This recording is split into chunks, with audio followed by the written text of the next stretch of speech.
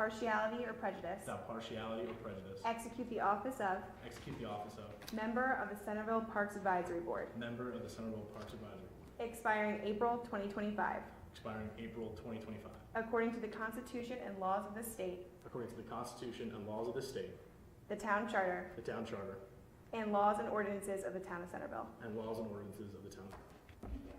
Thank you, Ryan. Thank you. And we'll do Steve Layden next. Thank you. She's doing two of them. She's doing two people.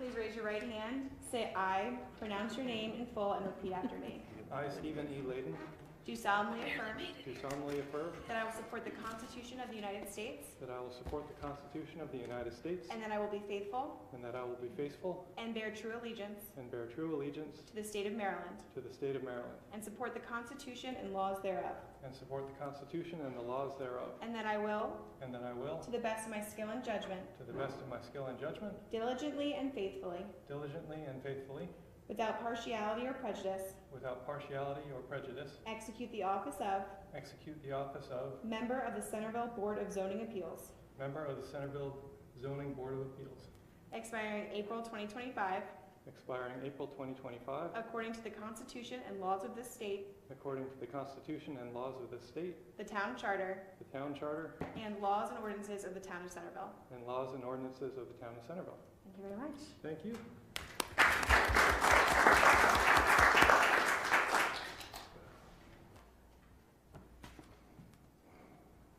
If anyone in the room tonight or watching on QAC-TV would like to be sworn into their own position, we have numerous volunteer boards and councils, including the Planning Commission, that we'd love to see an application from you on.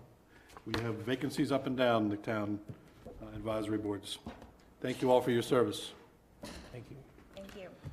We will move into our citizens forum. Citizens are requested to keep their comments to 3 minutes. There is a microphone in the middle of the room there. I'm going to have Carolyn Brinkley read the public comment statement.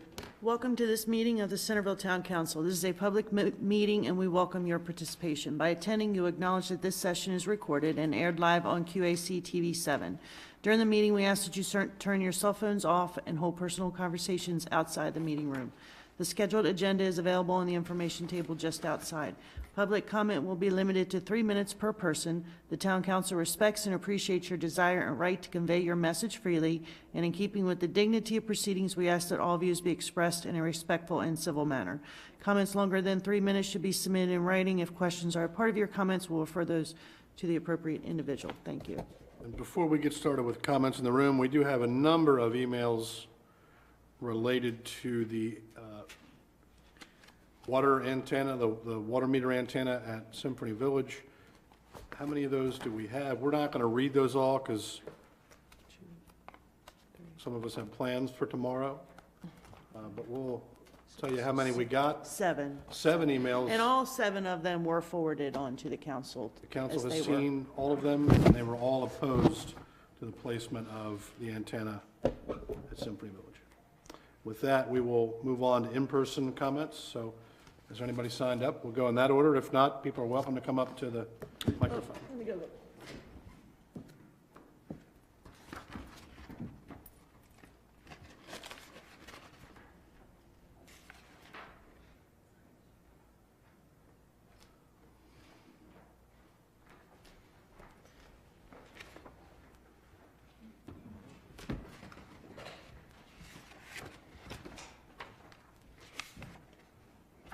Mr. Quigley, Steve Quigley is the only one who signed up. So after that, anybody who wants to speak can speak. Good evening. I have 18 pages of notes, and I have a 3-minute time limit. That may be something of a challenge. So let me just cut to the chase. We kind of object to the location suggested in the center of Symphony Village for the 80-foot tower. Loretta, would you stand up, please? Imagine 13 of my lovely wives piled on top of each other, and that's how tall that tower is going to be. And truthfully, as much as I love you, it is not a pretty sight. So we were wondering if there were other locations that were considered. I know there's one near the pump house, and I was wondering if there were other locations, perhaps on county right-of-way on Taylor Mill Road, if any of those were considered. The one in the center of town is 4 to 5 times higher than any of its nearest neighbors. The one in the pump house is approximately 1.5 times higher than the nearest neighbor, but is hidden basically by a hill and trees behind it, and therefore is much less intrusive. If you look on the little map that I provided for you, there's one in the lower right-hand corner, which is not only way off the property, it is also hidden by trees. So we'd like to know if any of those were considered for their publication. I'm taking, since the clock hasn't started, I still got another 3 minutes to go. That's the county's clock. Carolyn runs the town's clock. You got 1 minute and 44 seconds. Okay. So there's a couple of things that we had that we were concerned about.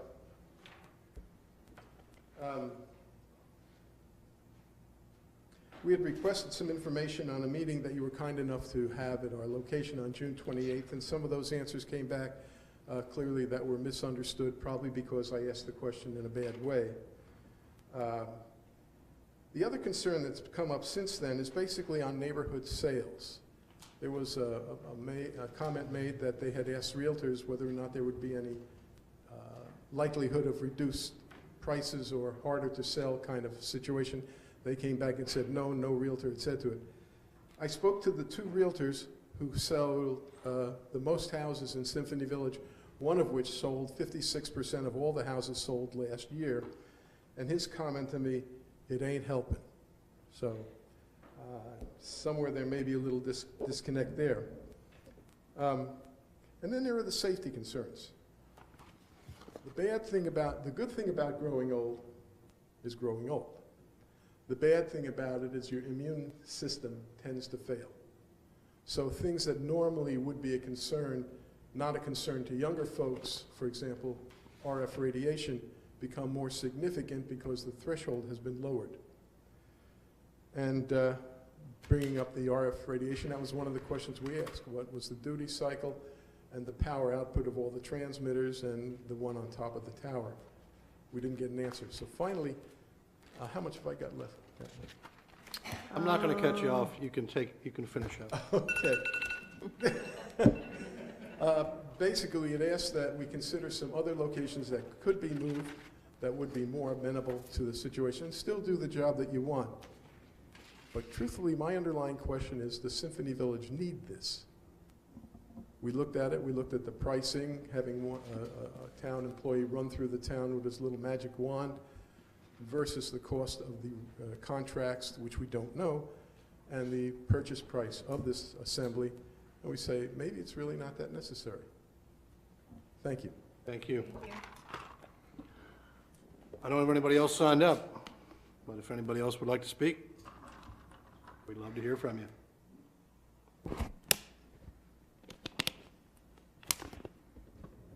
All right.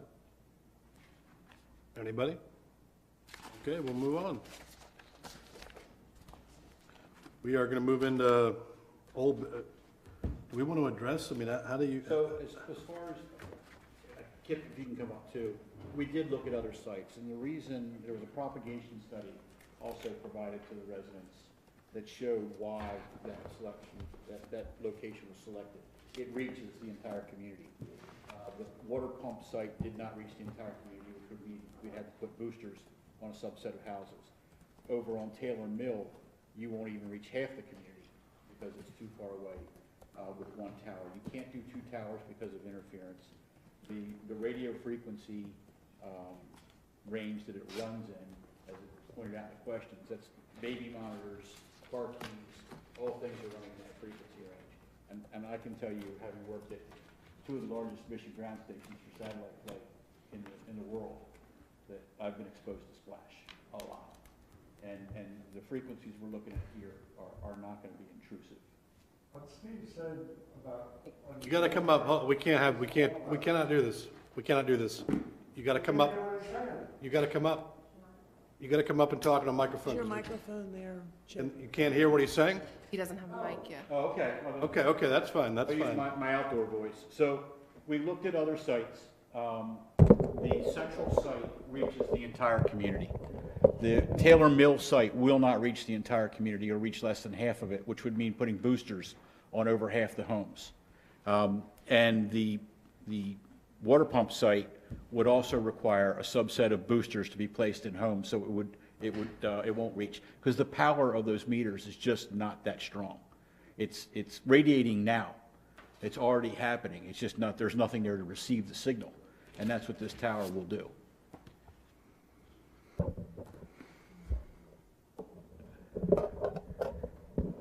Every other community in town is serviced by a tower. tower. Yeah.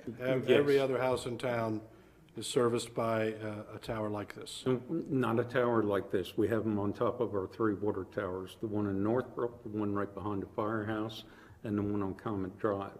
We knew going in, when we put the first 3 up, that it was not going to collect all of Symphony Village. But also understand that the council that was at hand at time, this was explained to that this is an ongoing upgrade. It required upgrading some of the meters through town. It required adding another antenna out there at some point. If any other developments came in town or property was annexed and developed, they would be responsible for putting a tower similar to this there to pick those areas up. With the exception of a few areas within the town building area now, the 3 antennas we have can get it. One thing I want to make sure everybody understands, this is not just for Symphony Village. This is picking up Symphony Village, but it is to go further and complete the system that serves the whole town. So it's not like we're just putting it up there for Symphony Village. This is to serve the entire town, as all of them are connected by cellular signal.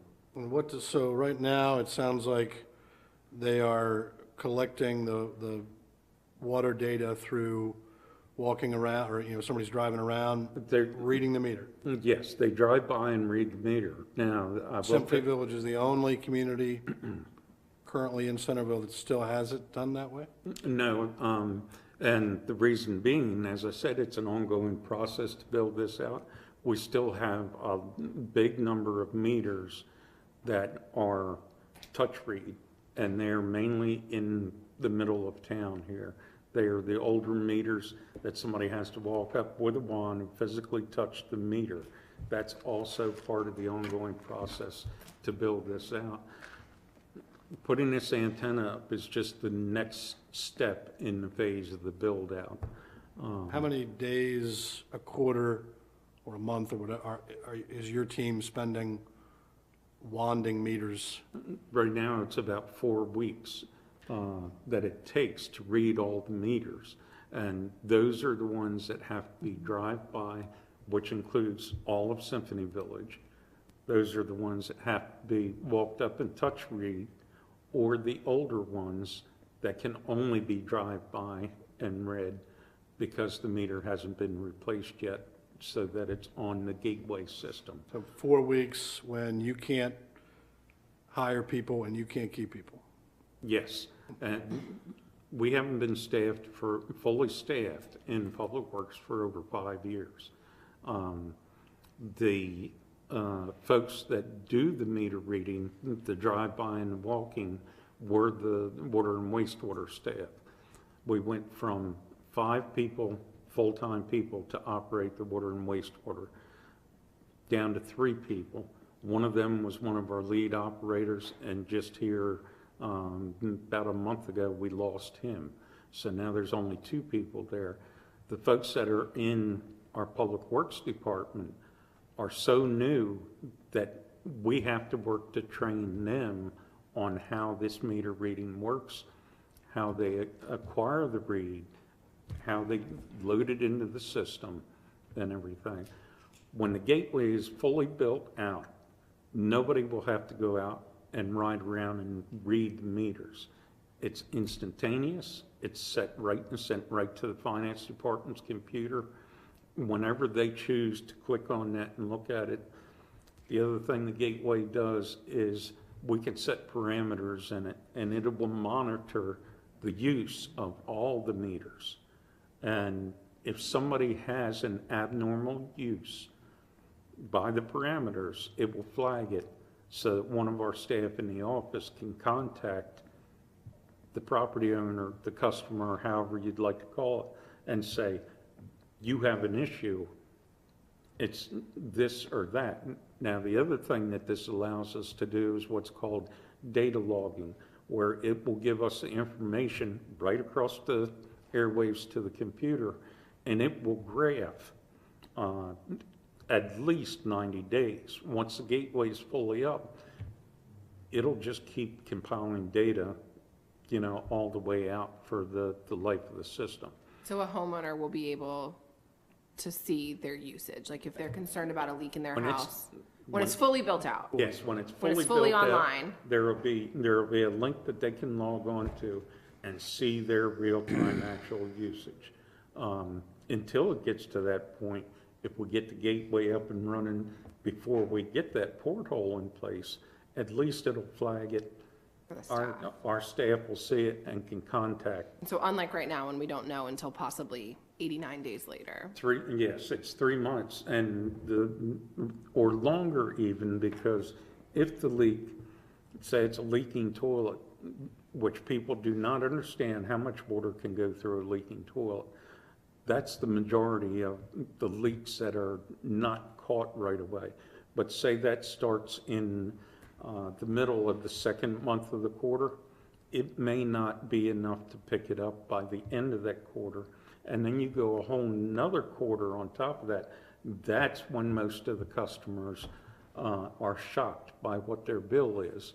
And we can eliminate that down to a week's notice or less. If you have a hole in a line, it's 1/16 to 1/8 of an inch, 60 pounds of pressure per square inch, and runs for a quarter, you'll go through 74,000 gallons of water.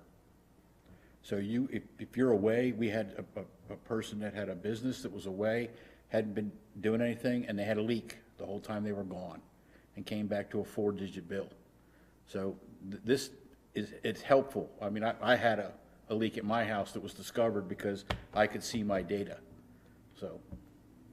And we've exhausted every other option Yes. to do this in a less invasive way. I mean, there's not a, We purposely looked at the pump station that we own now at Symphony Village. That was the first site that we looked at first, because that was the least intrusive site. When we did the propagation study on it, we lost so much of the outer fringe of Symphony Village. It was definitely not equitable to put a tower there to collect that. When we went back and re-looked at it, that traffic circle in the middle of Symphony Way was the closest point to the middle of the development. The propagation study shows it picks everything up in Symphony Village, and it is solely for Symphony Village.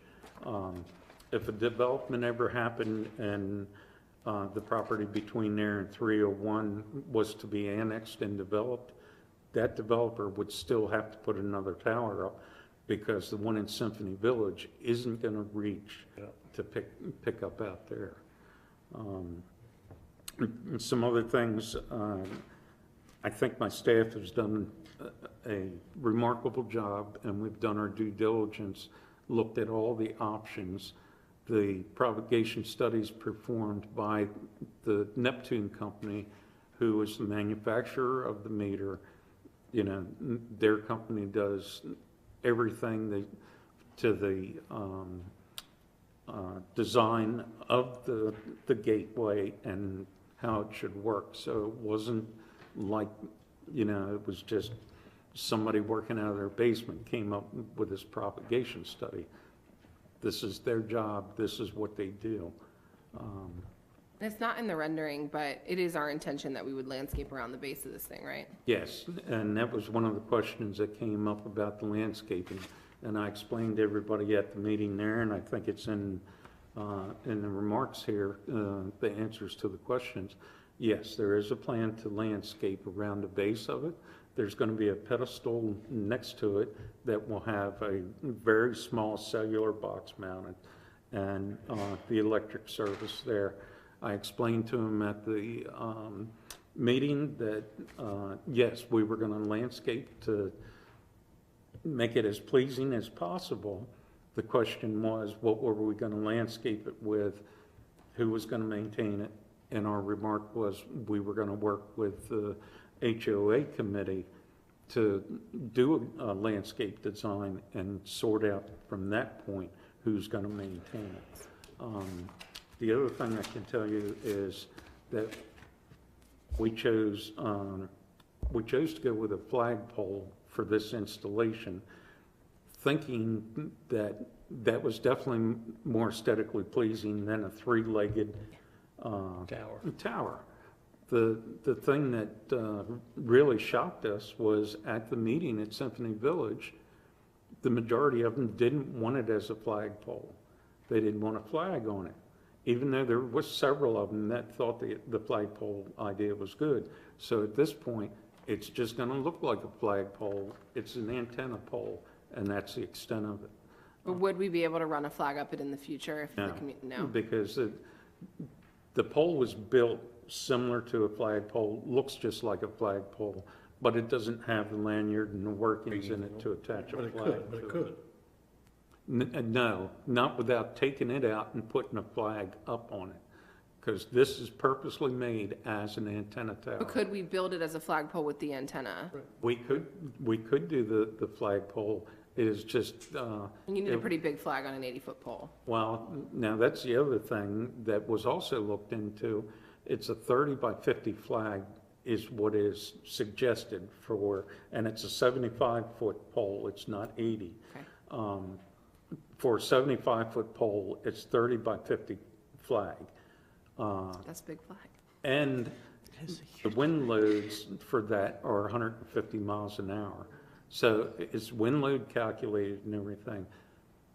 There was never a plan to put a flag that large on that flagpole. But if you want a flagpole, yes, we can certainly do it as a flagpole. That was where it started at, and we can stay with that if you choose to. That just brought up another round of concerns as to who's going to be responsible for the flagpole, or for the flag, I'm sorry, replacing it, taking it up and down. The other thing is we have to light it. Those are all issues that can be addressed and taken care of, but we have to get beyond this point. Right. And we have to have your approval to build it, put it where the company says that it is optimal at that spot. In other words, that is the best possible location to put this. And You don't need our approval.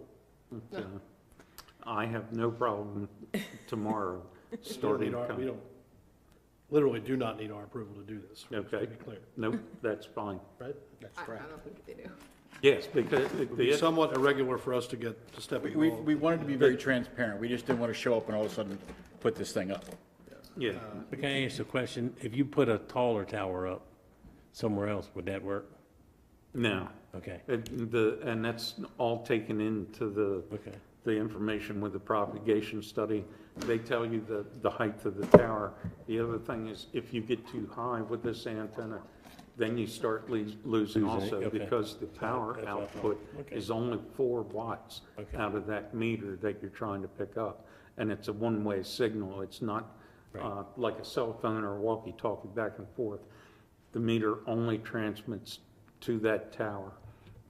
The tower only collects the data every 15 minutes and compiles it. So, Okay. Public comment is over, but we'll go ahead and let, I mean, if folks want to add something, they can. Yeah, given where it's gotten. My name is Joe Sykes. I'm the Operations Committee Chairman. The board's going to tell me to take care of it if we end up with a flagpole there. So Kip's been very good to work with. I've worked with him a number of times, and I just want to make sure that we actually have a conversation with our board of directors, because while there were people that cared about it, they were caring about the fact that there was a tower there at all. I think maybe we might want a flag, but we'd like to have a conversation about that before we get to this. Be willing to let you have the time to have that conversation. Super. Thank you very much. Oh, yes, absolutely, yeah. And I want us to do some more research about the size of the flag, because I'm not a flag expert, but that just feels It's awful. very, very large. That size was specified by the flagpole company.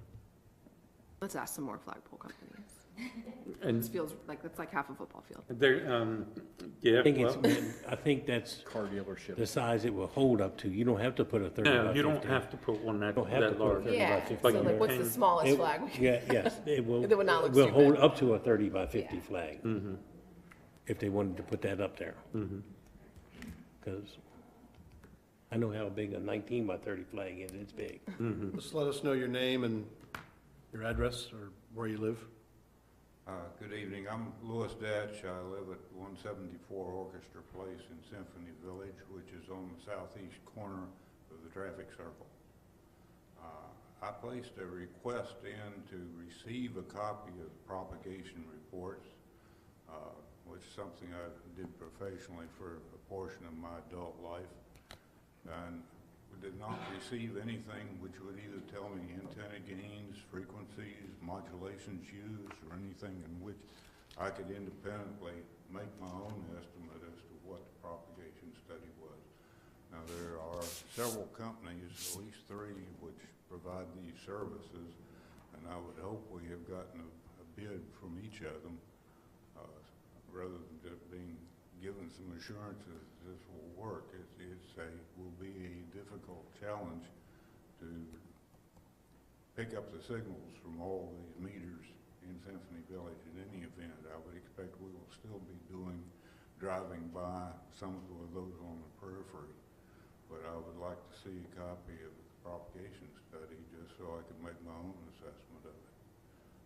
We will get you that. Okay, and I apologize that I couldn't hear much of what was being said here. I normally read lips, but anyway. But we'll get you a copy of the propagation report.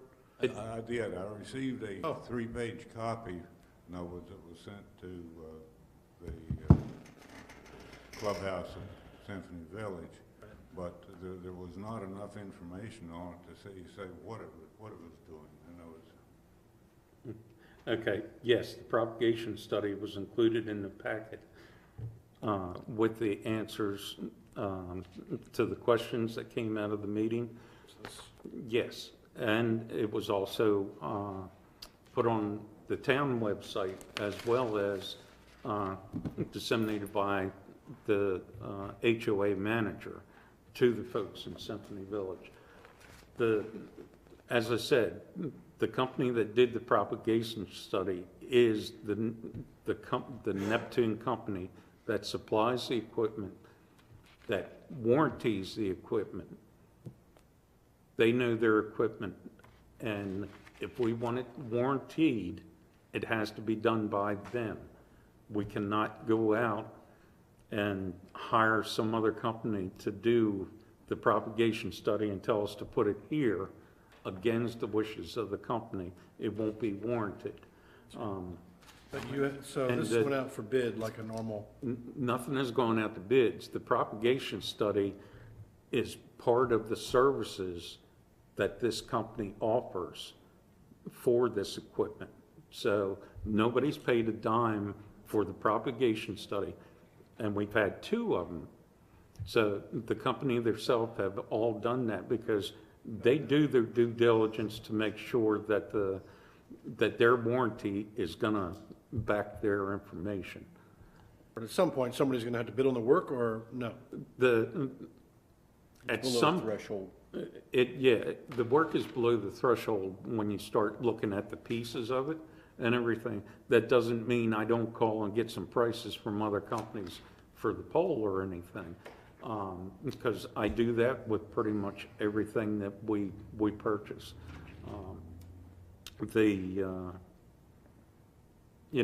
We've laid everything out, tried to be as transparent as possible with everything. The only reason we're coming to you is because of the public outcry and to try and make sure everybody's questions have been answered.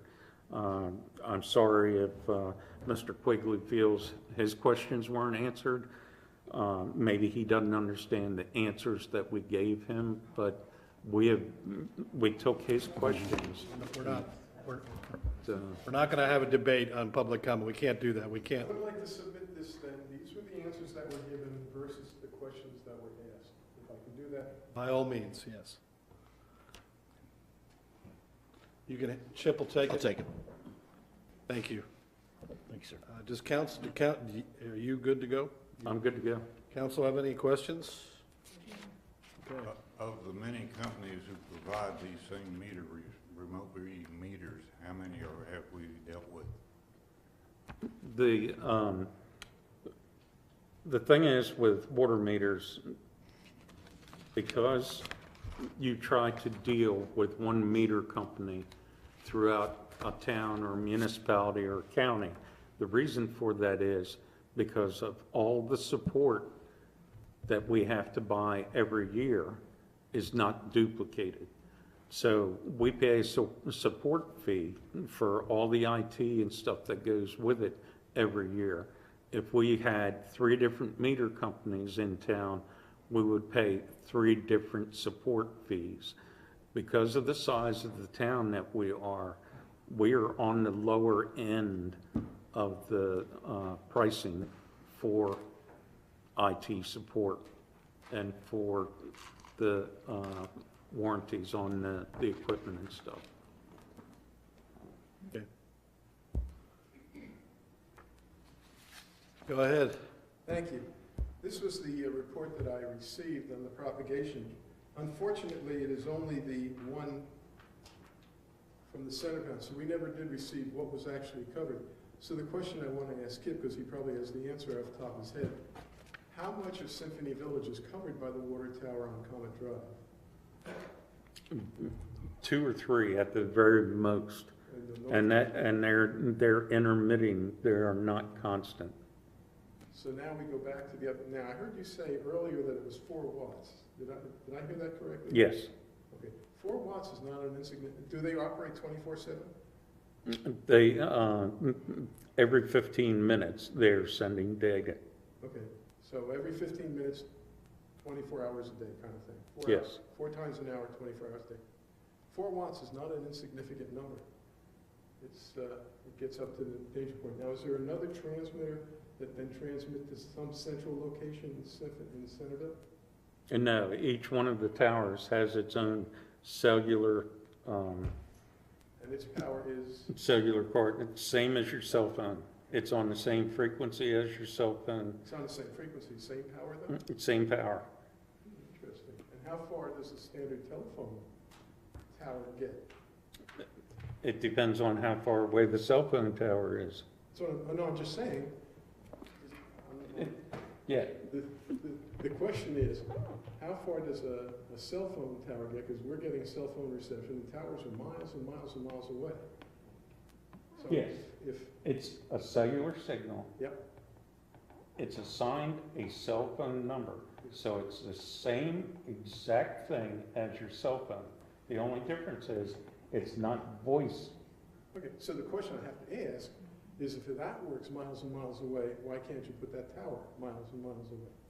Just curious. Because what it is, the signal coming from the water meter has to go to this antenna. That signal goes into the SIM card and cellular box and converts it to a cellular signal, and the cellular signal is what sends it to the net. Okay, so now to go back to something that was said earlier about having, you said there was an interference between if you had 2 transmitters? Mm-hmm. Can you explain that? Because you'll have the same signal propagating at the same time, and they're Different receivers, so it's the same receiver. And it only operates for a few seconds every 15 minutes? Yeah, that was the information we got from the providers, like you can't have two signals in that proximity. You're gonna get interference. Let me try and explain it this way. All right, we have a tower at Common Drive. Yep. All right, we want to put the tower, we're going to put the tower in the traffic circle, okay? If we put the tower on the pump station, all right, now that is within the circumference of what's reaching from Comic Drive. So now we're losing the efficiency of that tower. Do they interfere with each other?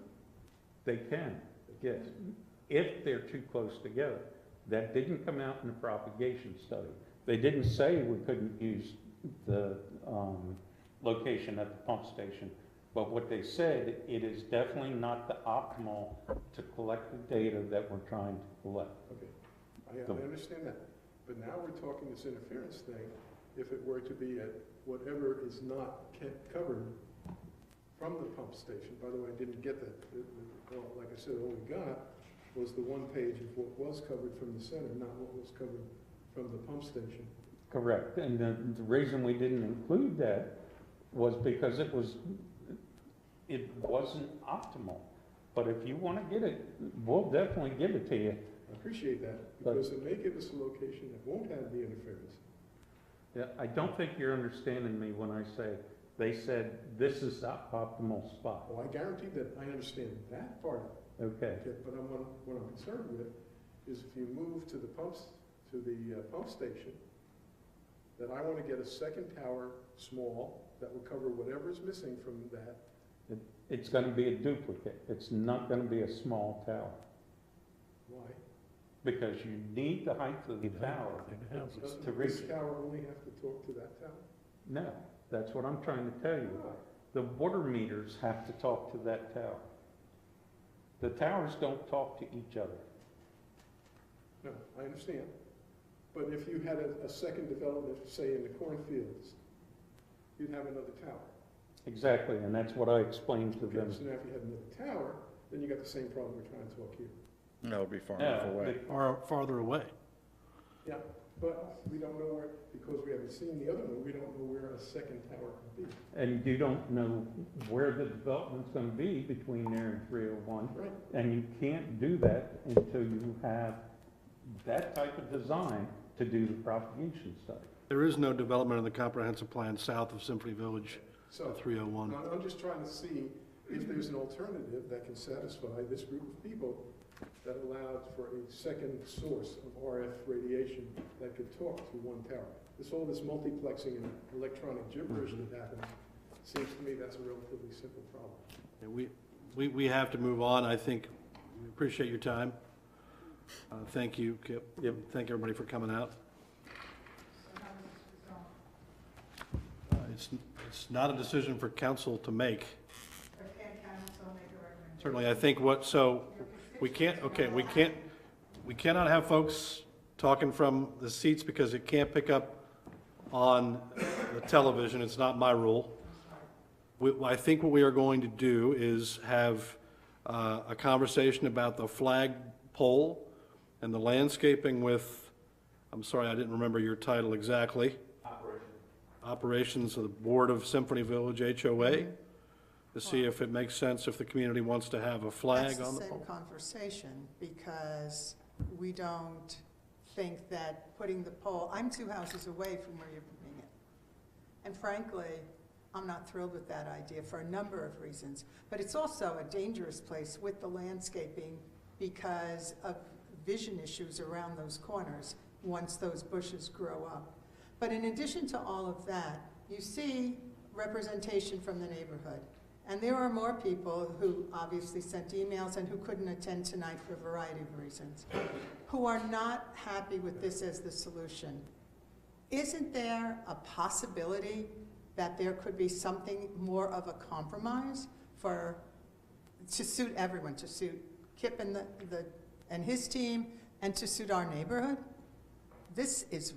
Think about an 80-foot tower, forget the flag, which is ridiculous, and how ugly and how obtrusive and how perhaps devaluing it is to some of those properties.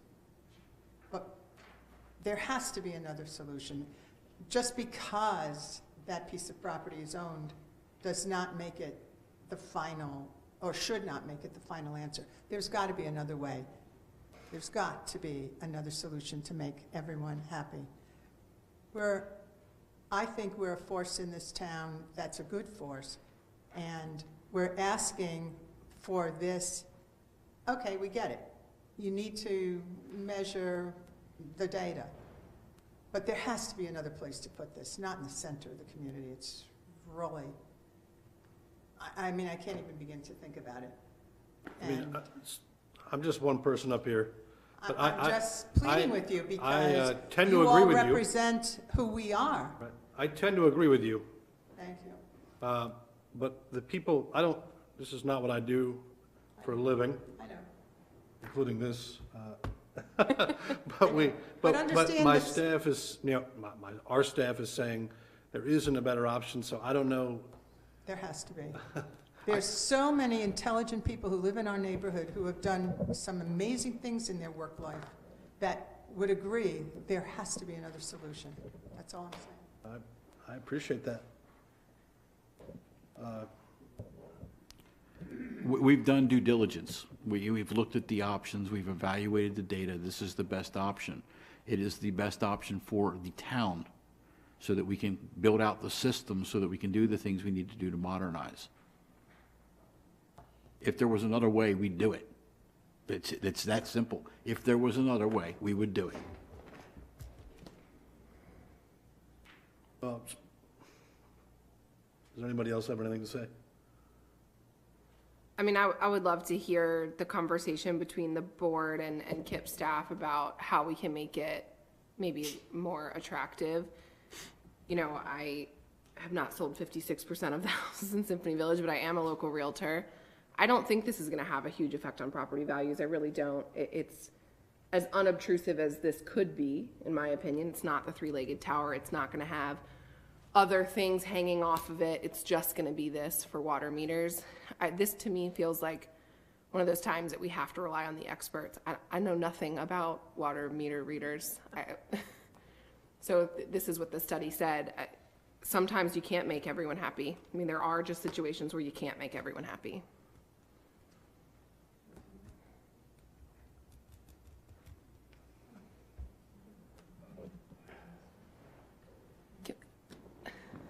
We are well beyond public I'm comment. the only member of the board that's attending, and I will offer to Kip or The HOA board for Centerville. the HOA board, that you could come in and meet with the board, not particularly the residents, but I'll say to Ashley, your comments are fine, but suppose they put that in your backyard.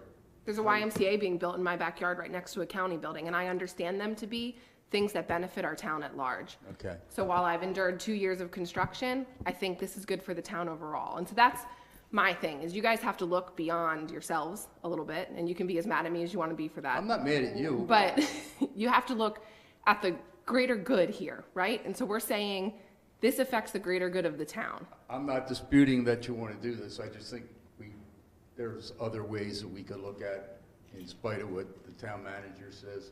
But at any rate, I'm the only one from the board here, and I'm happy to meet with Kip and the rest of the board, meet with Kip and somebody else if you want to discuss it further. And also, I wasn't at the meeting. I had a doctor's appointment, as most of us my age do, the day they had the meeting. But I wasn't there for the discussion of a flagpole versus not a flagpole. And that's something I would like to bring before the board to make a decision. It's not been made by the board, and I think the board has a responsibility to make that decision if we go that way. So our next meeting is, I think, September the 8th. But I'd like to bring it up at that meeting. Is this decision super imminent to put it in the ground? Or do we have time? I'd like to maybe go to that. What day of the week is that? September 8th. It's a Thursday. Thursday. The only thing that I can offer you is I will take all the time that we need to discuss whatever we need. This was budgeted for FY '22. We're now in FY '23, and with the supply chain issues, I can't guarantee this will be billed out in FY '23. That's my only thing. I'll take as long as you want to discuss whatever we need to discuss with whoever, as long as everybody understands this money is gonna have to keep being encumbered, because it's gonna have to happen at some point. The other thing How much did we encumber for this whole, was this part of a modernization of the wastewater system? No. Or was it a line item? No, it's a line item. The last time that 2022, if I remember, was $64,000 for it. I can guarantee you can probably add 8% to that figure, because of the time that we've lost already. And you folks, as well as everybody, knows what the economy's doing. You don't think that, I mean, in your opinion, there is no other alternative than right in the middle of the neighborhood in that circle there? Absolutely, because that's what the manufacturer is telling us.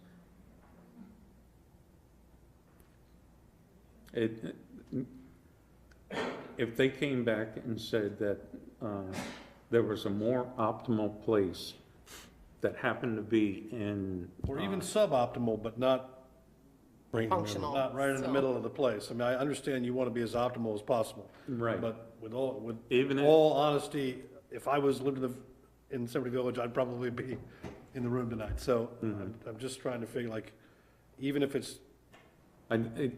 If they came back and said, this is where it needed to be, and it happened to be in the open space between houses in a storm drain easement, we wouldn't have the 75-foot tall tower clearance that we have in this traffic circle. Okay. As you can see on the renderings, it's circled both for the antenna itself on the top and for the height of the tower. Is this why we own the circle? No, we own the circle because it's part of the streets and Right away. that are turned over, part of the town right away that's turned over when it's built. I don't think we'd be having this conversation right now if the tower was built when the development was built. Yeah. Right. Because if you look at the one that's in Northbrook, it's somewhat centered in Northbrook. That's a water tower. Mm-hmm. It was there before, most of those folks bought property there. So, Is that one covering Centerville Heights? yes, it's covering a Yes. portion of Centerville Heights and as well as the one that's here behind the firehouse. The fact that it's higher than 80 feet? Get it further? No, as a matter of fact, there's a bit of a deficiency with the one that's in Northbrook because the water tower is built on one of the lowest areas in Northbrook. Where it just happens that the one behind the firehouse is near to the highest point in town.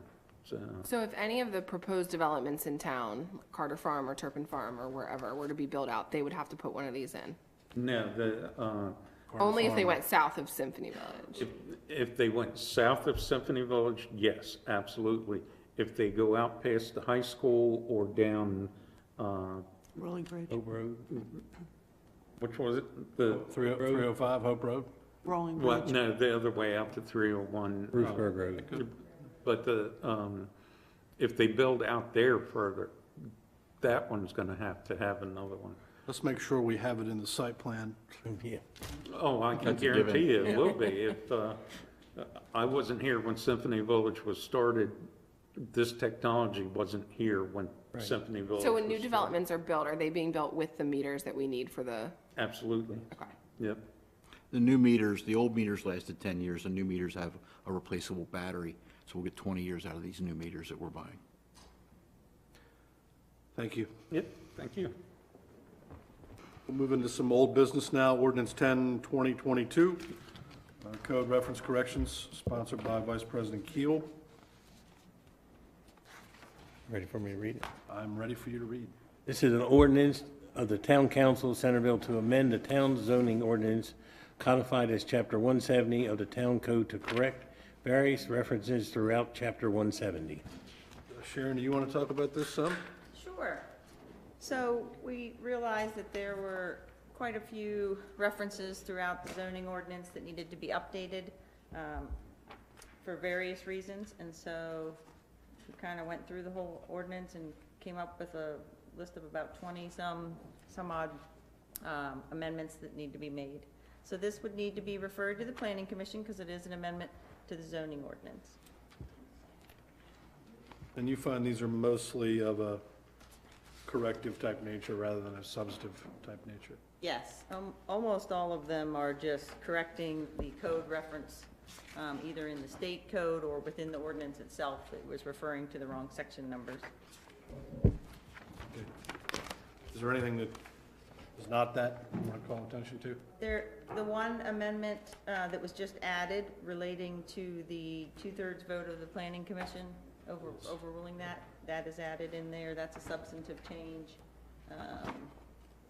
But that, Not really, yeah. we sort of have to do to be compliant with the state law, right? Right. Okay. It's still a cleanup type thing. Yeah. It's not just a reference to a section number. Mm-hmm. There's a couple others, some duplicate words here and there that were Like I'm in the Senate. for an amendment. I think something's wrong with the elevator. This is a first reading on this, so we right? First reading. Yeah. So from here, it gets referred to Planning Commission? That's the... Perfect, thank you. Moving to Resolution 4, 2022, sponsored by Councilmember Kaiser. Yeah, I'm trying to pull it up. I don't have that. So this is just a resolution of the Town Council of Centerville to amend the retiree health reimbursement plan, and I'll kick it to Crystal. Yes, good evening. Hello. Hello. Just to kind of bring an update, so during the last town council meeting, there was discussion regarding whether or not to grandfather in current participants that are on the retiree HRA plan, and it was brought to, council had wanted some further research regarding whether or not that would be Retroactive or not. Thank you. Retroactive or not. Through all of the research that I did, I couldn't find anything that prohibited or, didn't have any kind of regulations on whether or not we needed to, unless, I didn't. So is this still retroactive? No. Okay. So what I've decided, just to make it clean sweep, is that, it'll be effective July 1 of 2022 moving forward, but we would grandfather in current participants that are on the plan, being that we only have one that would not qualify, if we did do the retroactive. I did speak with Sharon because one of the things, unfortunately, I had a family emergency last week, and so was not able to get the plan updated with the wording to include under the eligibility segment of any any employees or any participants, current participants, to be included, to grandfather those in. But we have a former staff person who will potentially get this benefit forever. We have one, yes, that is a current participant who would No not longer a staff qualify. person. I'm sorry? But is no longer on staff. Correct. It would, yeah, anybody who is on as considered a retiree under the current, eligibility status, yes. The new requirement would be you would be vested for 10 years. Right. As you would That for wouldn't retirement. apply retroactively, so this person would get. This person would stay on it. Yes, this person would stay on it. Even though you weren't able to add the grandfathering language. Well, I think the way that because like I said, I talked to Sharon trying to come up with whether or not you guys would be able to still approve this resolution with the understanding that the wording would go into the plan under the eligibility segment of the grandfathering in of current participants that are on the plan now. And I would work with her to get the correct wording for that. So that way it would include anybody that's currently active or currently on the plan. So do we need to table this for now, or? I mean, you could pass it and give us the authority to add that language. Approve the concept. Right. Delegate to the Yeah. town staff the authority to come up with the specific wording if you're comfortable with that, or if you want to wait, that's fine too. Sorry, I have to head out. No, that's okay, not a problem. Yeah, so that was my biggest question to Sharon, was because it was not updated for this evening's meeting, but that would be the only change to. I'd be comfortable with us moving and just directing staff to include it. Yeah. And then there were Drives me three. crazy. And again, like I said, I could not find any language because of this type of benefit. It's a, voluntary, or how do I explain it? It's just like an added thing we do. You don't have to do it at all. Yeah, it's one of those like extra benefits that the employer is providing, and it's not anything required by law to give. I can't feel good about taking it from someone that retired. And to me, it's more of, we only have one. Like, if there were This is a 6 or person that left 7. that didn't serve long with the town. Correct, but It's they. not like it was a 30-year Yeah, career. yeah, and- 'cause Correct. then they would still However, have, it was still qualified retirement, In the total With- calculus through of their the state. retirement, they thought they were getting this. like through the state. So it's just, we're trying on our end to establish the vestment eligibility moving forward. What if we could I'm fine.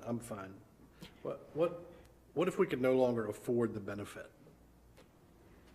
Then it's actually stated in the plan that council can terminate this plan. Shh, Kristen, I know, don't say that. It's in the plan. I can't. And we can make sure that grandfathering says, as long as the plan is provided. So they're not, if you Correct. terminate the plan, then Right. that grandfathering terminates as well, because there's no plan. Right. Got it. What, you said there's only one person that would carry forward. How many people get this now total? Just one? Or it gotta be more than that? No, 5 or 6. That's 2,400 hours a year? Up to 2,400, which means, if they don't use all of it, then the remaining balance is forfeited. So it doesn't carry over. So we reimburse them for? No, not Or at all. they So just get- they literally, they use the same type of like credit card An FSA. that we use for flexible spending. So it's not like they get they do technically get all of the money up front, but it's not like in their pocket. So it's being Qualifying used. expenses? Correct. And darn, I had another thought. and it How much left do my we head. spend? So we're about 10 grand in eligibility. We About spend most 10 of it. grand. I did do an evaluation on that, and I mean, for the most part, I would say at least 80%, 85%. So, and just so you know, when this was established, the reason that it was is because we are on the self-funded health co-op plan. They do not have a retiree group health plan. So when people retire from the town, there is no group health plan for retirees. Right, so they just go on Medicare and they have to buy whatever they want to Yes. buy separately. So this was kind of a way of establishing some sort of benefit for those retirees, because they, other than the state retirement benefit that they get, this would be the only other benefit as far as being able to afford Medicare and health insurance. Can we do this tonight?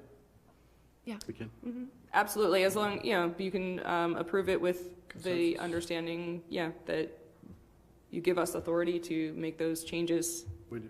Do we have consensus to do Yes. that? Yep. We do. Okay, well, I appreciate it. Bird to do a 3-member council. Far too often. Deja vu. All right, thank you very much. Are you gonna actually vote We on need the a resolution? motion. You need us to? Yeah. Oh, All right, yes. so I make a motion that we move this resolution, but to include language to add grandfathering for as long as the plan does exist. Second. All those in favor say aye. Aye.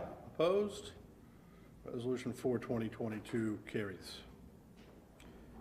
New business, my favorite, 2023 fireworks event. Oh, that's good. So, We can't do this right now. There's only 3 of us. We have to wait. We're doing now. it should be, I actually already came up with a date, and if you all are, so we want to try and really get ahead of things this year, so, or for next year. So we have come up with a, We're gonna do it in May. yeah, we're gonna do it in May for Memorial Day, and no. The Chester Let's do it does, at Christmas right? parade. Oh, that would be a good one. No, we already have too much to do Christmas break. Flag Day. Nothing says Christmas like fireworks. That's right, that's right. So June 30th, which is a Friday, we talked this past year that it seemed like Friday night Best seems to day. be a really good turnout. So June 30th would be a Friday right before 4th of July, and if the council was okay with that, I was gonna contact the company that the county used this past year and who I've already talked to. So we're not going to try to use the same company again, right? Okay. Now, my next question is, where are we gonna have them? So the county has agreed to let us use White Marsh Park. Okay. So I need to do some measuring and just make sure they're, 500 feet. 500 feet, and all that, so. Cool. I'm fine with June 30th. Good. Me too. There you go, June That's 30th. good. Ashley's mad she doesn't get to sit in her backyard I and watch know. them. No. I love the location. Everyone will be so busy at White Marsh Park, I'll set off my own. Just kidding. I know. My illegal fireworks days are over. I get it. You should I wait never till he started. gets done. Moving to reports of boards and commissions, Maryland Municipal League, I have nothing. Council of Governments. Nothing. Meetings next month. Planning Commission met last night for another session on its comprehensive plan, moving toward a, I'm gonna pull up a calendar here real fast.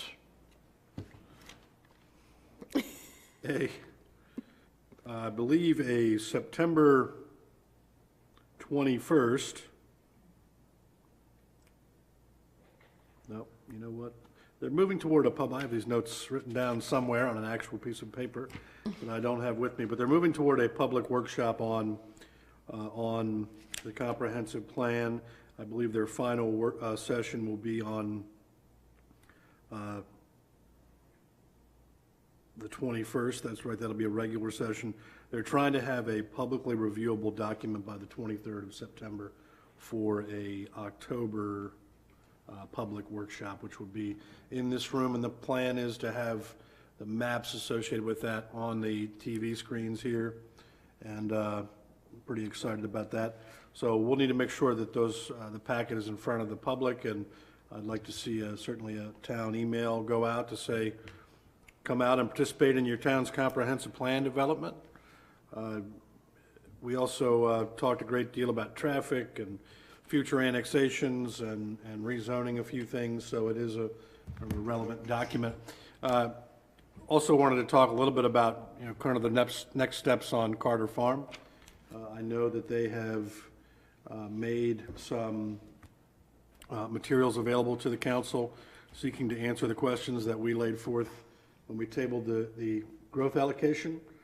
Those reports related to traffic, which I was briefed on today. I understand that other council members may have been invited to do the same on other days. They've also got a HOA, what I think is a pretty comprehensive HOA study. I would like to, and I talked to Chip, Town Manager Kugel, about this, sort of have Kip have his eyes on it and make sure that it's apples to apples, that this is, what they say they pay to replace a pump is what you pay to replace a pump. It's not sort of made up, and I think we are talking about a much bigger HOA fee for Plan 1 or Phase 1B than they were discussing in this room a few months ago. So it does feel a little more real, They're still waiting on the completion of the marketability study. Council was given a document tonight from Newmark, who is doing the study. It's not finished, but the person doing the study has said that in other places similarly situated, these types of developments are selling just fine. They're appreciating in value. I am not prepared to make a judgment on this marketability study today because, as you can see in paragraph 2 there, preliminary resale data for similar communities in Maryland, Colorado, Washington, Indiana, Massachusetts, and Rhode Island also indicate a pattern showing price appreciation. My concern is, are these other similar communities similarly situated as Centerville? Are they in a very high-end part of the state? Are they, close to mass transit? Are they closer to airports? We're an hour and a half away from a major international airport, no matter which way you go. So I did convey that I was concerned about, do these things really, yeah, sure, they might look the same when you're inside of them, but do they look the same in their place It's just settings? tough to look at appreciation right now generally. Yeah. Such inflated appreciation everywhere, so. And so the question is public versus private, I think, is another question that they would like us to revisit based on the HOA numbers. My concern about public versus private, as I think everybody knows, was, does this leave the town holding the bag 20 years from now when they can't afford, the HOA can't afford to sustain repaving the roads or replacing major wastewater infrastructure? But if their HOA is sufficient to carry those costs, then those concerns might go away.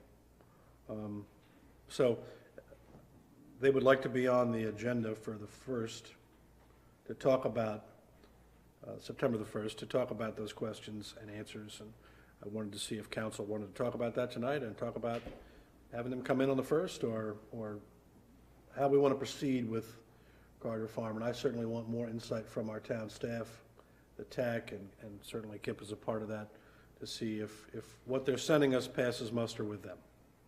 They sent me a number of things today. We're going to spend some time with that at the TAC on Monday.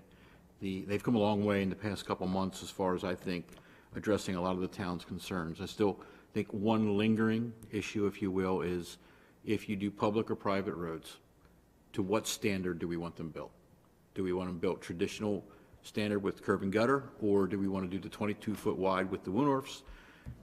If you look at, as a council, if you look at the marketability survey, if you look at the HOA study, if you look at the traffic study, and you think this is a viable community and it will flourish, then I would be more comfortable if we went by the original concept plan.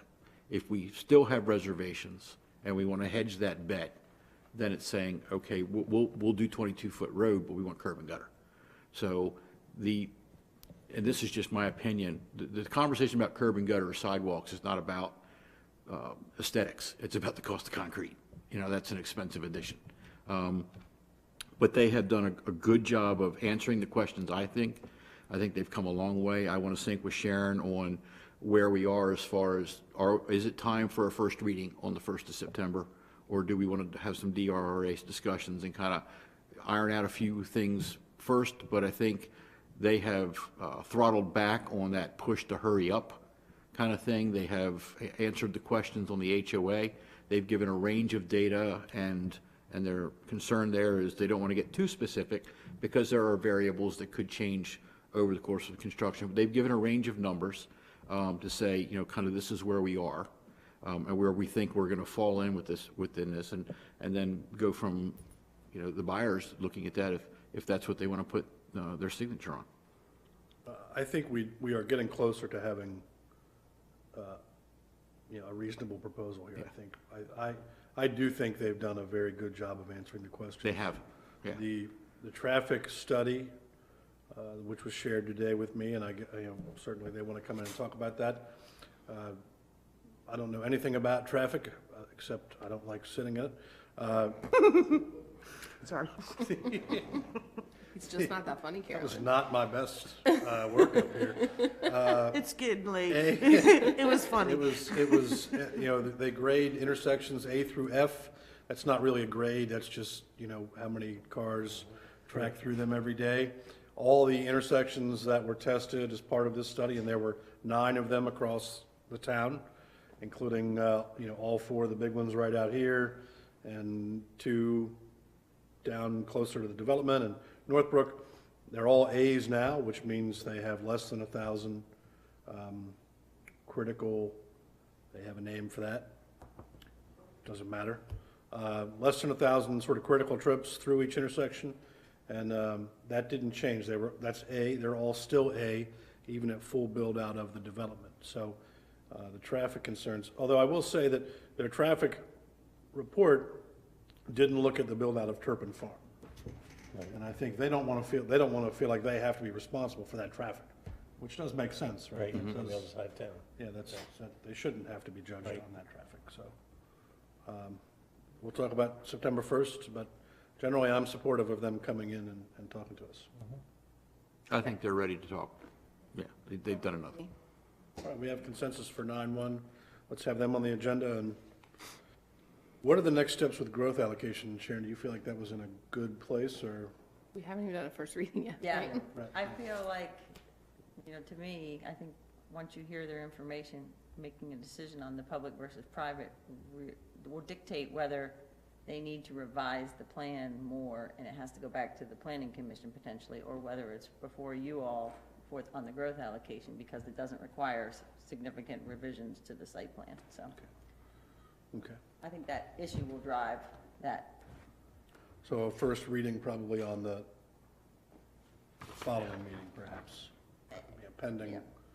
Perhaps. Council okay with that, generally? Yeah. Provided we get the responses we want.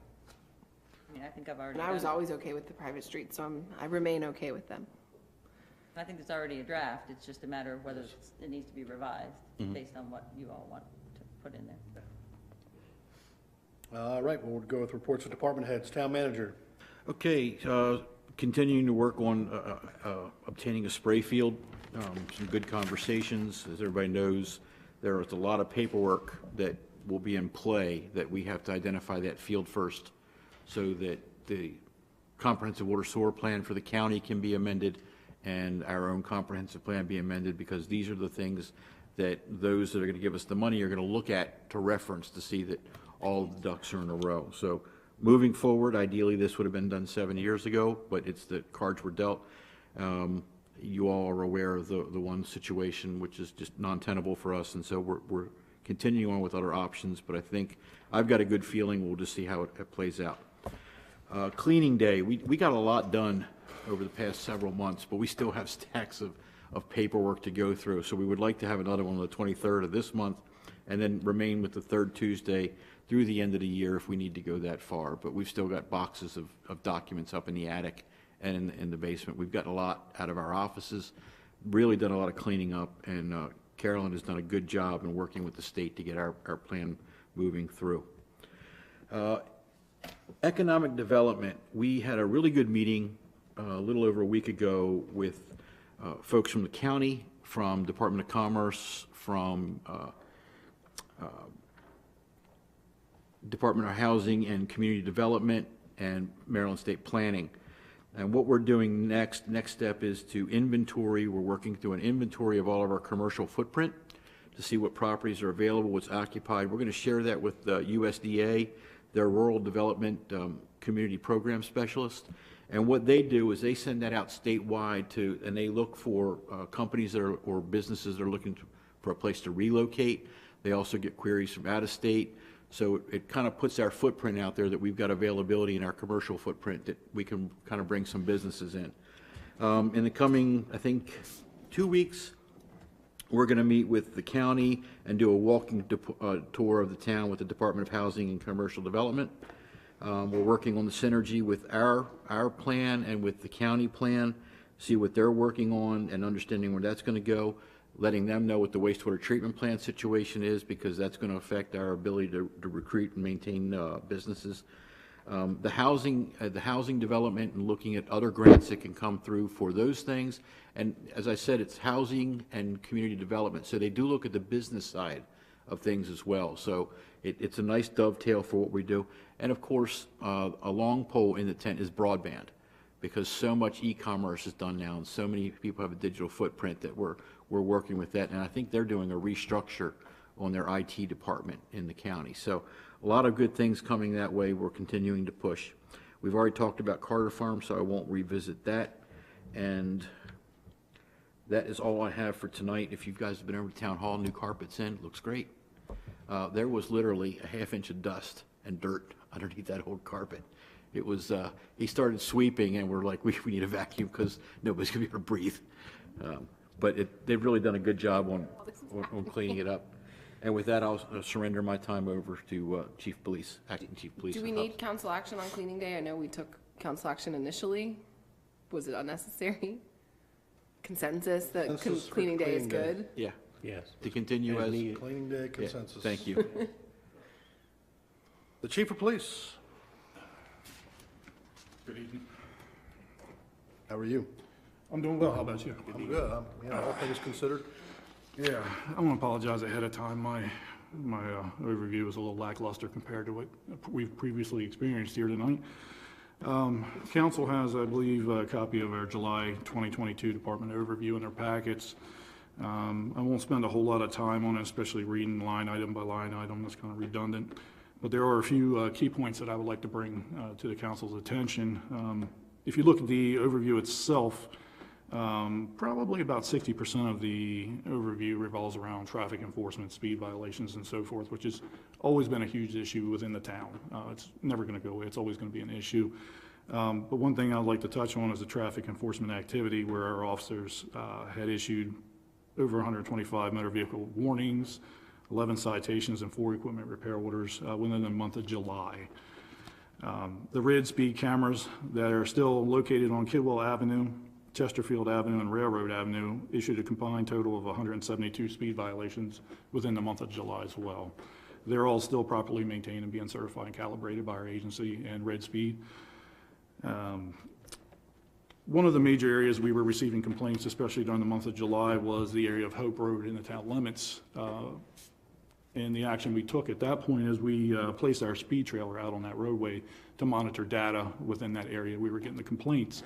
And what we found is within the month of July alone, that speed limit is 30 on that roadway. We recorded a total volume of over 36,000 vehicles traversing along that road. The average speed being around 27.67, so 28 mile an hour is the average speed that we recorded. Maximum speed, which I really didn't want to bring up, but it is in the packet. It is in the packet.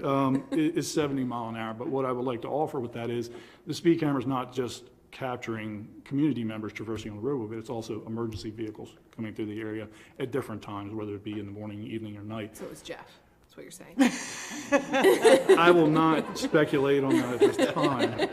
I will say I live not that far from there. Sorry, yes. And, we do have be laying in bed and you will hear people getting after it. Sure. On Hope Road and 213 heading out of town.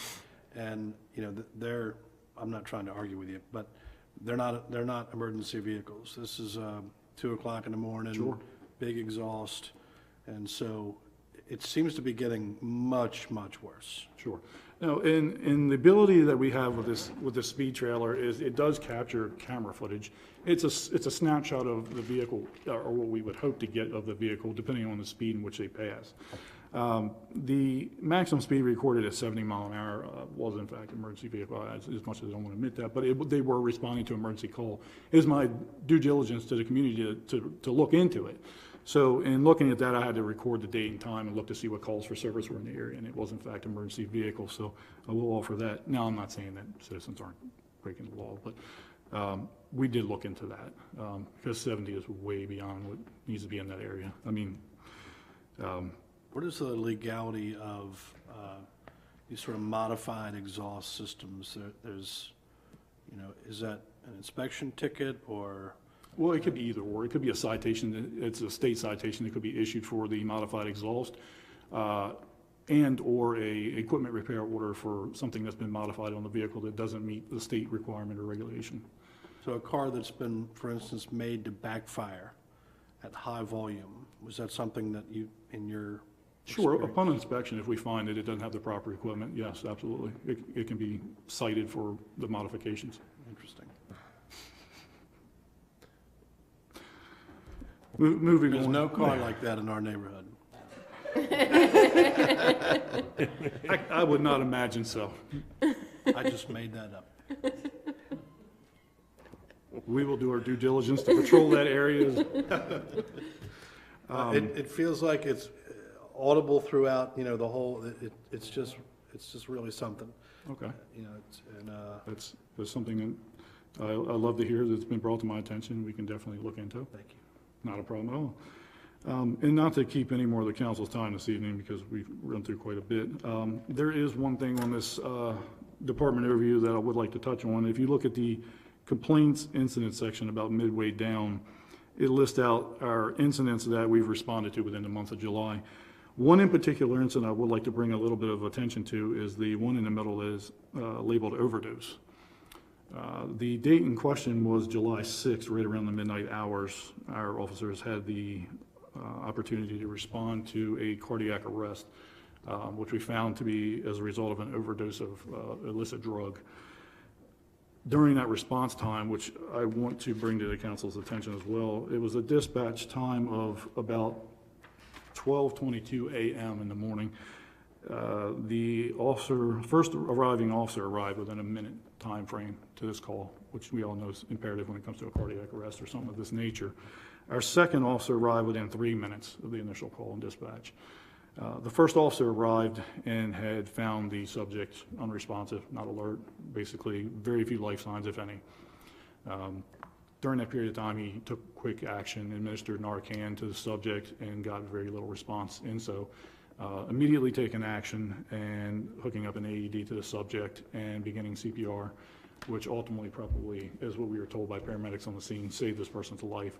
So it was, given his proximity to the call response time, he ultimately saved the citizen's life. And I mean, I really want to commend him, and I want to bring his name to attention. It was Officer First Class Colin Rhodes.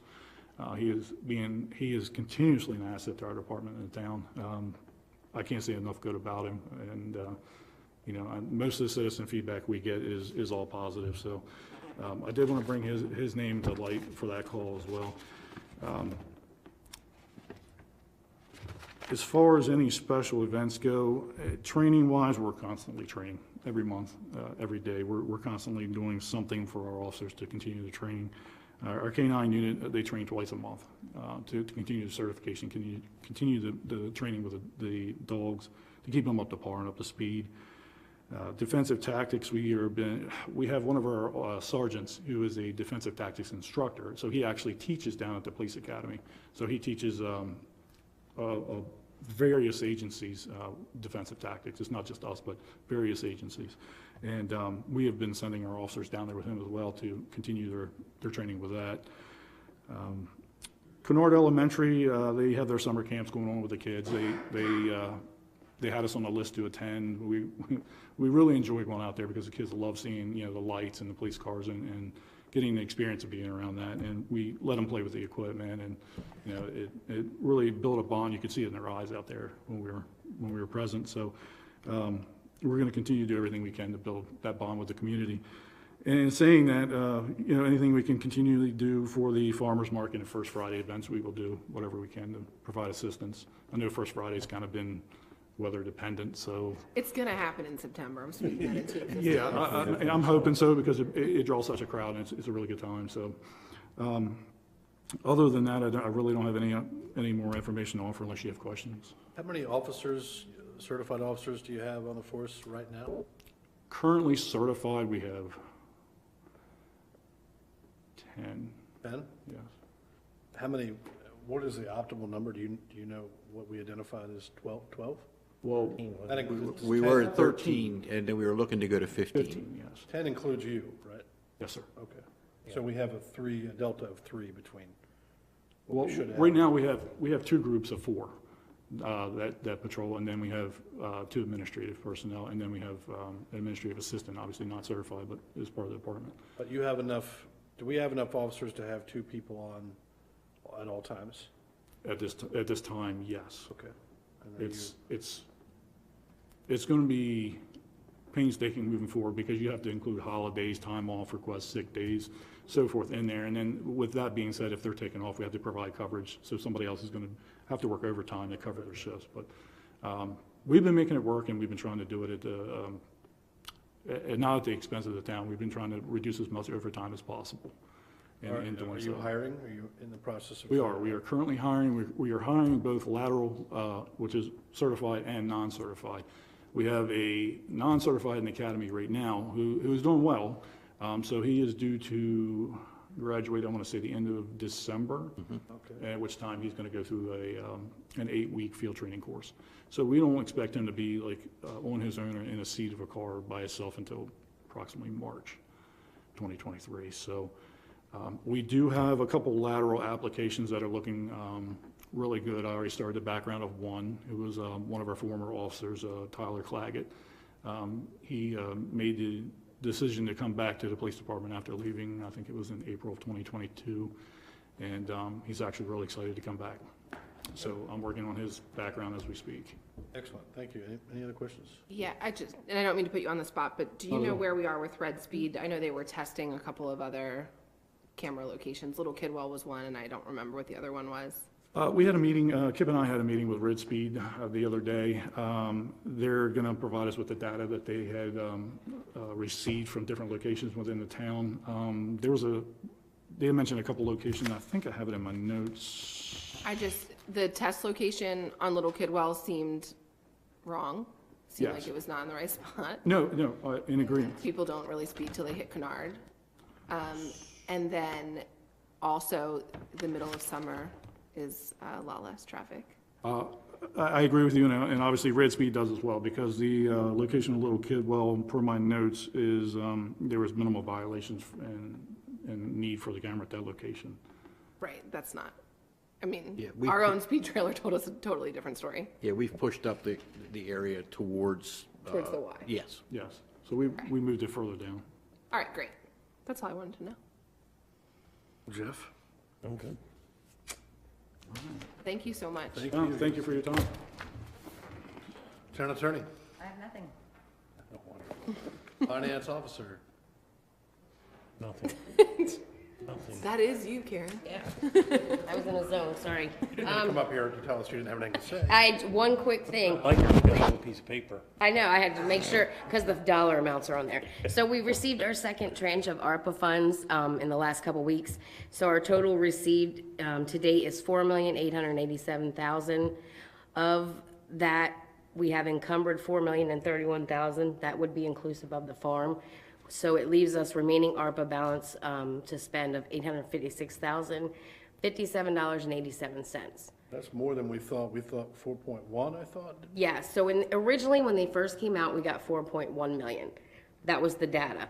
Then the first tranche of funds was 2.4 million, so we're like, there's no way. They never came out and gave us a reason except that there was a few NEUs that couldn't accept the money. There was other places so they ended up passing down those to other NEUs. So we got a few thousand extra in the second tranche. Nothing, really amazing, but the remaining balance has to be encumbered by December 31st, 2024, and fully spent by December 2026. That's all I have. Thank you. Thank you. Yep, the Director of Public Works. As if you haven't heard enough from me tonight. I've got a few things, and I'm going to hit on them as quickly as I can. The first thing I wanted to bring up is EPA has ruling on lead and copper monitoring and so forth. That's come to the state of Maryland now. We're on a deadline as of October of 2024. We have to have an inventory done of all lead and copper lines service lines all the way to the house, to the first valve inside the house, done by that time and reported to them. What's going to follow with that is replacement. This is a new thing for the state, so Maryland Department of the Environment is working their way through it. We are kind of lucky. We have one of the first towns working on a pilot with MDE and Maryland Rural Water in Kent County. So with them being close and me knowing the operators and most of the key players in it, going to watch this very close and see what comes out of it so that we can stay on top of it for the town. We've spoke about the loss of key employees and stuff in public works, especially in the water and the wastewater. The only way we can get around this right now, because we don't get the fully qualified staff to operate the plants now down to 2 people, we don't even have the time to train them. As of September 1st, Maryland Environmental Service is going to start operating our water and wastewater plant. They are a quasi-state entity that does this all across the state. They're going to take care of it for us. We're in the works to prepare a request for, or an invitation for proposals or bids for a contract firm to come in and do this for the town. Indefinitely? No. The plan is to get them in place, get them to operate the plant, and hopefully by the time we get to the point where we're starting the new water, our new wastewater plant, before that comes online, hopefully we can find certified people to put in place and take this back over again. We used to have MES do it all the time, right? Up to 2015, yes. In 2010, the town chose to transition over to town employees and the town operating the plants herself. At that point, they hired new staff, which was a superintendent. They actually took 2 of the guys from the streets department who wished to transfer over and get their certification and everything from there built. The problem is with us losing the staff like we have been and not being able to find qualified people to fill the positions, we're at the point that, I'll be honest with you, my guys are burnt out. The one gentleman has worked continuously for over a month, and I mean, this is every day, Saturdays and Sundays. He's been coming in and taking calls. The rest of us have been trying to fill in and help where we can with it. No way to make a living. No. This young man has a baby on the way, and I cannot allow him to go, for this to go on with him. We just don't have the staff any longer to take care of it. So this was the most viable option to keep us. In a normal environment where we could hire and retain qualified staff, is having a contractor do it cost effective? Is it the last year that MES operated the plant for the plants, the water and the wastewater plants, that following year we saved $300,000 in the water and sewer budget, and it was accredited to not having MAS to pay. And, I see. Okay, yeah. So the year after we switched. The year after we switched. But now we're paying overtime, and that might not be the case. Clearly, we can't. We don't even have enough staff to operate. We don't. Yes, we don't have the staff. And don't get me wrong. We're not in any kind of we don't have any active violations. We're not under consent order or anything. But I can guarantee you, we will. if we don't make this change I now. mean, we can't have staff working for a month straight, that's unconscionable. So anyhow, like I say, we're working on that request for proposals. The thought is 3 to 6 months we'll have that out. We'll see where we are price-wise with it. I have a meeting scheduled tomorrow morning at 9 o'clock with MES. We're still trying to finalize what it's actually going to cost us for them to operate the plant and those kind of things. And hopefully in 3 to 6 months when we go to bid, we'll get better price even. So that being said, the staff that we do have, we have quite a few training opportunities that we have them enrolled in. So we're going to be short-staffed even further when we send these folks out. You know, some of them are conferences that are 3 to 5 days. Others are day-long classes.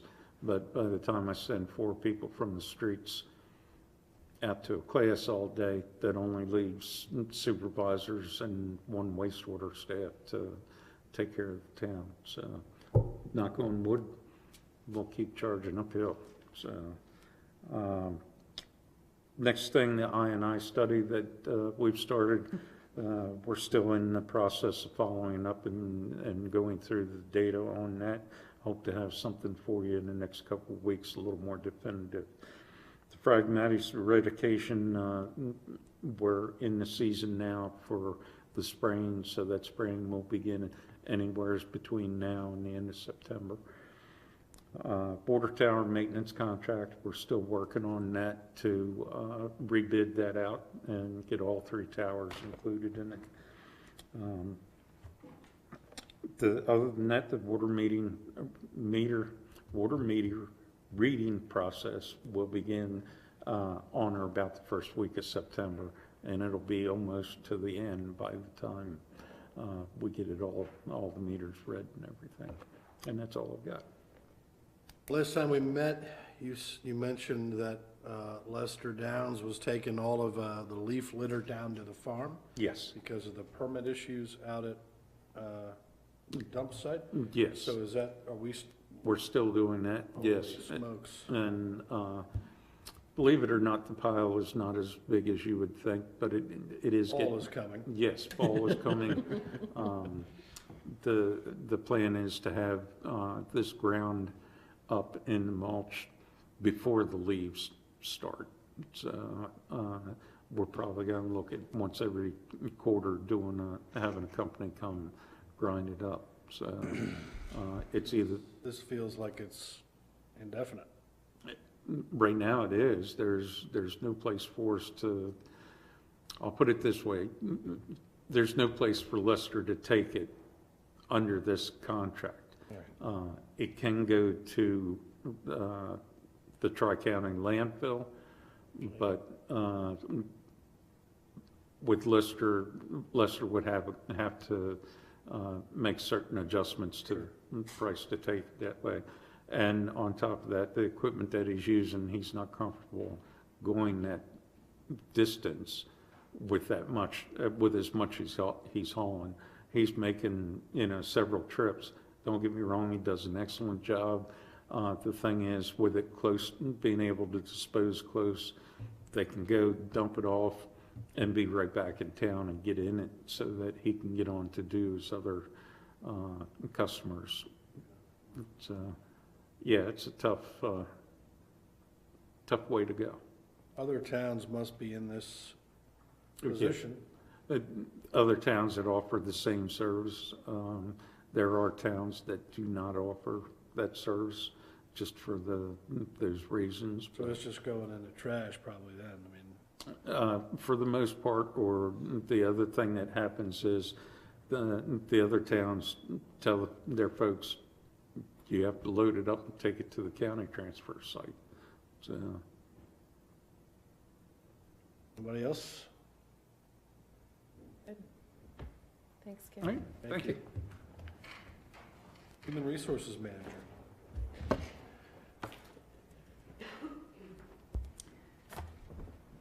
I have nothing, for once, yes.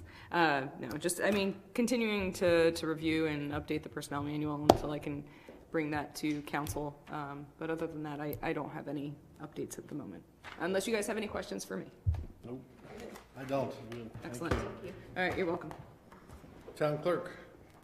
I have a few things. I was actually trying to find the email for, Shelby was going to give the update for the Park Advisory Board, and one of the items that she needed to get with the council about was selecting a date for the event at the wharf. The Park Advisory Board would like an event to kind of celebrate all the amenities at the wharf. They are also going to integrate it with the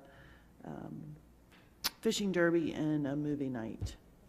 So they have chosen September 10th or 17th and didn't know if the council had a preference, because they would like the council to attend as well. I could not make the 17th. I have a major work event. The 10th, I guess we could make. My family could make. Others? In the evening, right? I can probably be there on the 10th. I can try to be.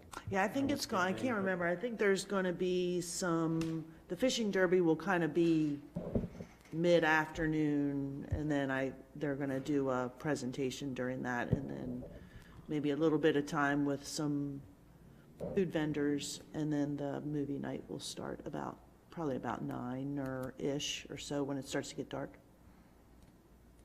Can I make a strong urging of Jaws for that movie? Jaws? Is that too? That's maybe not as family friendly as they would. Yeah, maybe not as family friendly. I love Jaws, but do 6-year-olds. Yeah. I made my 6-year-olds watch it. I don't want to watch Jaws. Kept out of the water. That's why I kept them out of the water. Now, last year we did go old school and did E.T. We could do another old school, like a Goonies or something like that, but. That was subtle. I'm just making a Sandlot. suggestion. Do the Sandlot. That's a good movie. That is a good one. Or you can think about it and. Squints.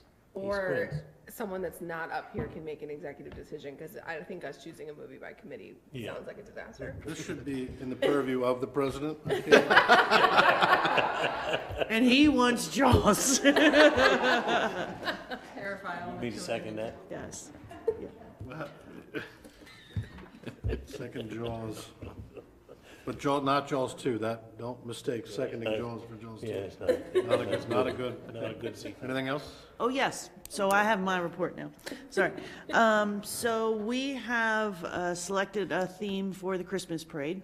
Christmas parade is all set and ready to go. So our theme this year will be the magic of Christmas. The parade will be Friday, December 2nd, rain, snow date, December 9th. The application is actually already up on the website, and an email blast will be going out tomorrow at 10:30 to all the parade participants and everyone else. Also, the Ethics Commission and the Election Board both met and reviewed the 4 candidates running for office. All 4 candidates, Jim Beecham, Jeffrey Keel, Timothy McCluskey, and Daniel Worth, have filed and are cleared to be listed on the October 3rd ballot. The new website is underway. So we are, Janelle Turner, myself, and Carol D'Agostino are all working together on the new website. So we've met with the designer of he only does the homepage. So we've met with that designer, and then from there it kind of goes on to our project manager, and they kind of, I guess, work to get how you want that initial layout. So we've done that, and then we'll move on to the project manager. This can't come soon enough. I know. So the site will be a non-scrolling site. So what you see on your page is, so if anybody remembers back in the late 80s, I don't know how far back it goes, the WYSIWYG, what you see is what you get, is what is on the on your page, and then you should be able to find what you're looking for within 2 clicks. So, That would be a change. I- As I normally text Chip, I don't know where this is, can you send me a link? so, the design, of the entire website, once we meet with the design team of that to kind of, plan out the rest of the website, will take approximately 4 weeks, and then we'll need to start populating the website and all that. It will have an upgraded business list, not just the list like we have on there now. Main Street will have its own sub-site off of ours, and then we will also have a projects listing. So we did very nominal fee, paid a little bit extra to have a projects type. So Janelle can put in what projects are taking place around town. It'll pinpoint them on a map where they're going, and she can input the information about what that actual project is about. Oh, that's great. Yeah. And that's it. That's all I have. Wonderful. Thank you. 2 clicks. That's Council like 10 less Roundtable, I'm clicks. sorry, I always forget. The second Citizens Forum, are there any citizens that would like to provide public comment? Seeing none, we will now move into Council Roundtable. Councilperson Kaiser, I have nothing. Vice President Keel. Oh, you know I got something. 213 is starting tomorrow night. Sunday night. Sunday night. It should take about 4 weeks for them. They're going to mill the whole thing, overlay it. They're going to put all new lines on it. They're putting rumble strips and raised pavement markers on it. So, yes. And I also hear that there might be another road around the town of Centerville getting done, maybe this year. So we'll see. And the other thing is, I have to bring it up, Tillman Avenue. There was an email sent by some citizens on Tillman Avenue, and I know it's on the list. But they are saying it should be moved up on the list because I know other roads are more important, but that road was supposed to be done before Pennsylvania Avenue and Happy Lady Lane, correct? Yeah. It was part of. Gotta come up. Yes.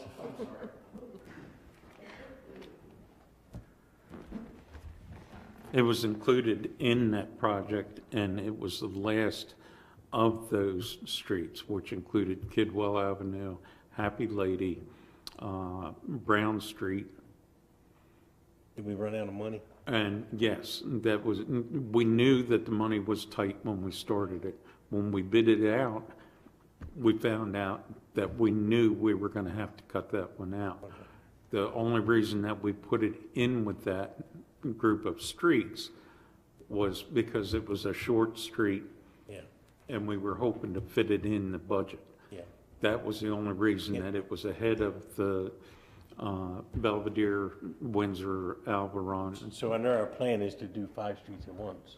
Yeah, we would like to do that to present the setup and prep. So we don't have to move pieces. it up on the list because they're all going to get done. It is, we just sent, I think, 6 to the grant writer. They're going to help look for more money so we can kind of get this going. Right. All total, we got a list of 21 streets. Exactly. I knew that. And I understand their concerns. The sidewalk is terrible. It's not safe. But as I've talked to many of the citizens that have concerns about Tillman Avenue, and I said, yes, I know and I understand that the sidewalk's bad, but by ordinance, the property owners are responsible for the sidewalks in front of their house.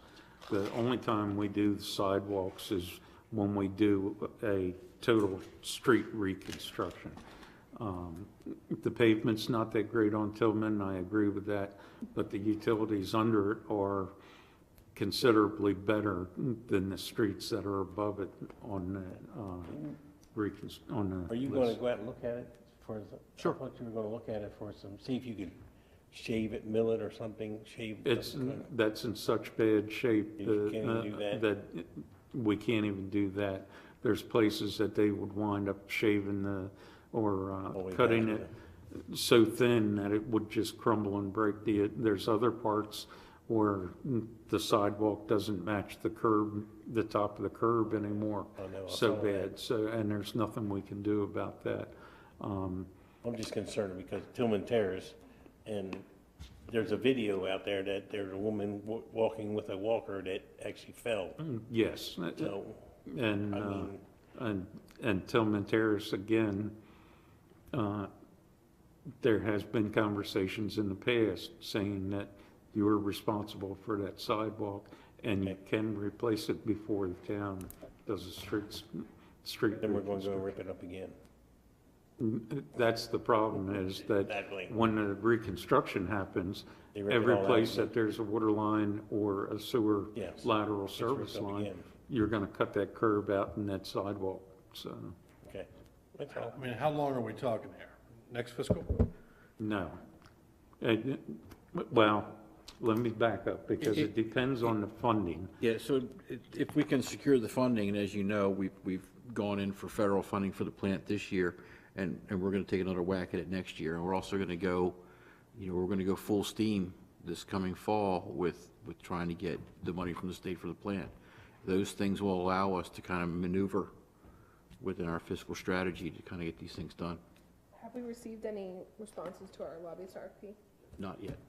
Usually, they'll all come the last day. Yeah. Thank you, Kip. I got one from, I never submitted a single one before 5 minutes before it was due. Okay, thank you. Thank you. That's all I have, Are Mr. you- President. Okay, is there a motion to adjourn? Make a motion to adjourn. Seconded.